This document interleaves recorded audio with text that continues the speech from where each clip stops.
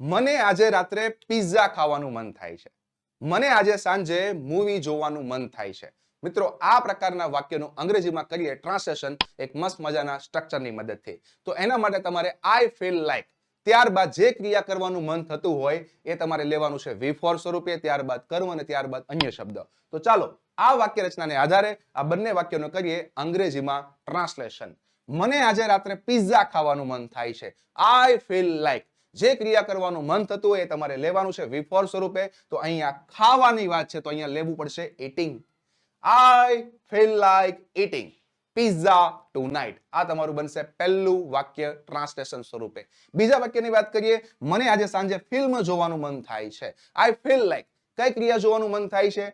જોવાનું, તો watching. I feel like watching a movie this evening. તો મિત્રો, આ પ્રમાણે તમે ટ્રાન્સલેશન આ મસ્ત મજાના સ્ટ્રક્ચરની મદદથી કરી શકો. હવે સેમ એક આવું વાક્ય, મને રમત રમવાનું મન થાય છે. આનો જવાબ તમારે આપવાનો છે કમેન્ટ સેક્શનમાં. Thank you.